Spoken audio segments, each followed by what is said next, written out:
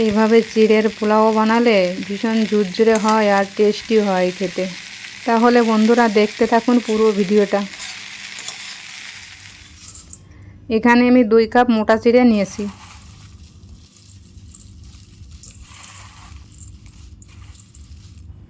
এবার চিড়েটা ভালো করে ধুয়ে জলটা ভালো করে ছেঁকে নেব।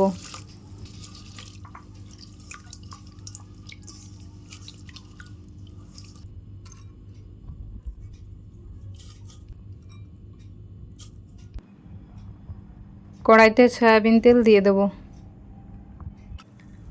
এবার চেনা বাদামগুলো ভেজে তুলে নেব।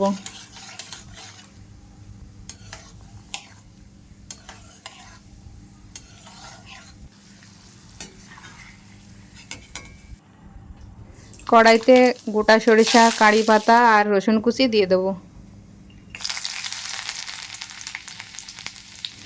ছোট ছোট করে কেটে রাখা আলুগুলো দিয়ে দেব।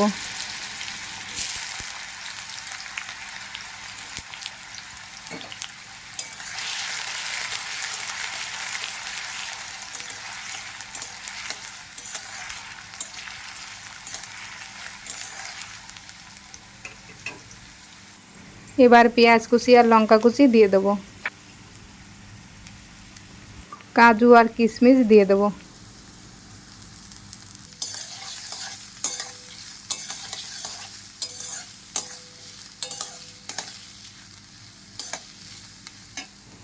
পরিমাণ মতো লবণ, হলুদ আর ভেজে রাখা বাদামটা দিয়ে ভালো করে মিশিয়ে নেব।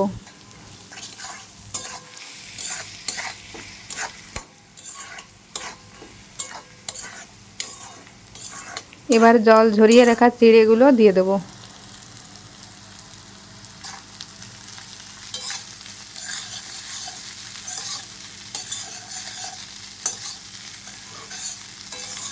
ভিডিওটা যদি ভালো লাগে লাইক করবেন আর শেয়ার করবেন আর সাবস্ক্রাইব করে পাশে থাকবেন।